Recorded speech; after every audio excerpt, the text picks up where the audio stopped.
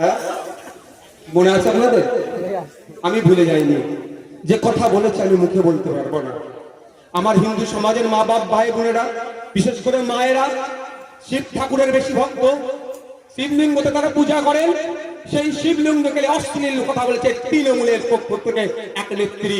যদি তৃণমূল এই বিষয়টা চুপ থাকে তাহলে আমাদের পুরো ধরে নিতে হবে হয়তো তৃণমূল, সমগ্র তৃণমূল ওনার বক্তব্যকে সমর্থন করে।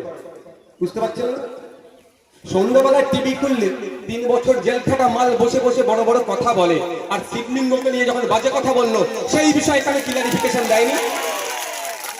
কেন দেয়নি আপনারা প্রশ্ন করবেন না? ও আপনার মাথায় টুপি আছে, শিবলিঙ্গকে বলেছেন, হাসি লাগছে নাকি?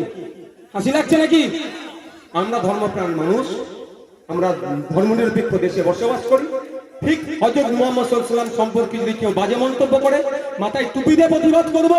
শিবলিঙ্গকে নিয়ে বাজে মন্তব্য করলে মাথায় টুপি দিয়ে প্রতিবাদ করব। হরিচাঁদ গুলজার ঠাকুরের নামকে অবজ্ঞা করলে মাথায় টুপি দিয়ে প্রতিবাদ করব আমরা। কারণ ধর্মীয় আমি ইসলামী কোনোদিন কথা বলিনি, কিন্তু আজকে বলছি। কুরআন শরীফের একটা কথা, একটা বাক্য আছে, তো যে যার ধর্ম বিষয়ে নিজের ধর্ম যে যার কাছে ধর্মের বিষয়ে বাড়াবাড়ির কথাও কঠিনভাবে নিষেধ করা আছে। তো আমি ধর্মীয় বিষয়গুলি কোনোদিন স্টেজ থেকে বলিনি, প্রসঙ্গ আসছে বলে বলছি।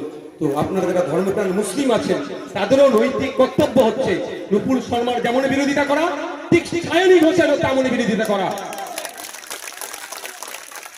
কিন্তু দুঃখের বিষয় কি দেখছেন, মতুয়াদের সমাজের প্রাণ পরিষদের ধর্মগুরু যারা মতুয়া সমাজকে মূল স্রোতে নিয়ে এসেছেন তার নাম পেলে অবজ্ঞা করেছে। সময় এসেছে আমরা জবাব দেব।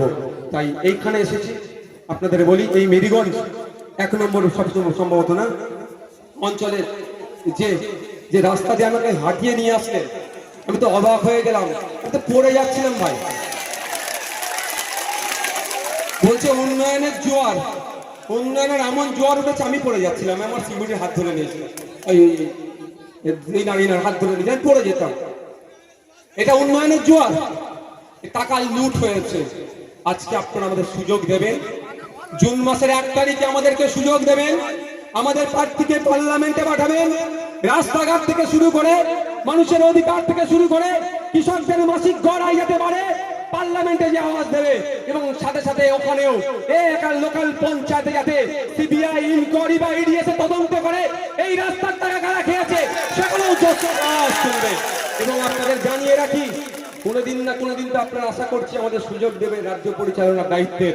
আপনাদের বলে রাখি, ইনকোয়ারি হবে, কমিশন গঠন হবে, এই টোটাল যে টাকা এসেছে কোথায় গেছে চেক হবে।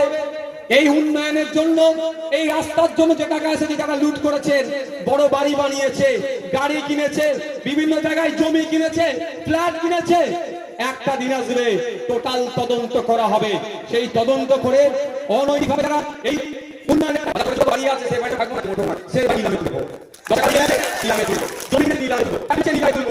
বিক্রি করে ওই টাকাটা কোষাগার দিয়ে জনগণের জন্য আবার ব্যয় যাতে হয়, জনগণের সাথে খরচে তার ব্যবস্থা করবে।